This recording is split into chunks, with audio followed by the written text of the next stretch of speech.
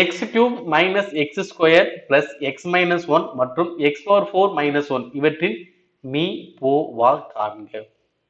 So கச்சிசியம் கண்டுபிடிக்க சொல்றாங்க. So first கொடுக்கப்பட்டதை மாத்தலாம். ஓகே, ஃபர்ஸ்ட் என்ன இருக்கு? X cube minus X square plus X minus ஒன்னு.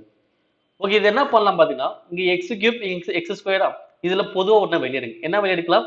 எக்ஸ் ஸ்கொயரை வெளியெடுக்க. ஓகே, அப்ப எக்ஸ் ஸ்கொயரை வெளியே எடுத்தோம் அப்படின்னா இங்க உள்ள என்ன இருக்கும்? எக்ஸ். இங்க என்ன இருக்கும்? ஃபுல்லா வெளியே எடுத்தாச்சுல மைனஸ் ஒன்னு. ஓகேவா? எக்ஸ் ஸ்கொயர் இங்க X minus one. X cube minus X square. அப்போ இந்த டேம் வந்துருச்சுங்களா? பெரியமேன் டேம் என்ன இருக்கு? பிளஸ் எக்ஸ் மைனஸ் ஒன்னு தானே இருக்கு. எக்ஸ் மைனஸ் ஒன் அதையும் பிராக்கெட் போட்டுக்கோங்க. ஓகேவா? அவ்வளவுதான்.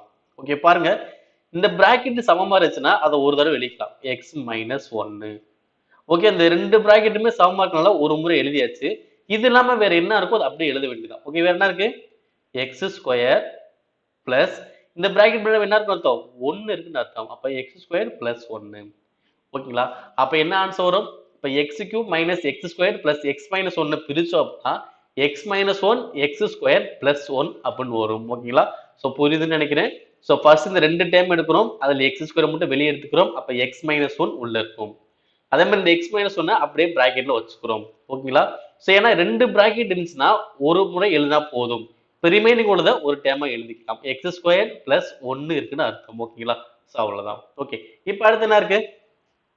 அதுக்கப்புறம் மற்ற பிரிக்க முடியுமா? எக்ஸ் ஸ்கொயர் பிளஸ் ஒன் நம்ம பிரிக்க முடியாது, அப்படியே வச்சுக்க வேண்டியதான். இது ஒரு டைம். இப்ப பாருங்க, X power four minus one. இது எப்படி எழுதலாம்? X power four minus one power four போட்டுட்டு எக்ஸ் ஸ்கொயர் மைனஸ் ஒன்னு ஸ்கொயர் எக்ஸ் ஸ்கொயர் பிளஸ் ஒன்னு ஸ்கொயர். திரும்ப அடுத்து என்ன பண்ணலாம்? இதை X square minus one square பிரிக்கலாம்.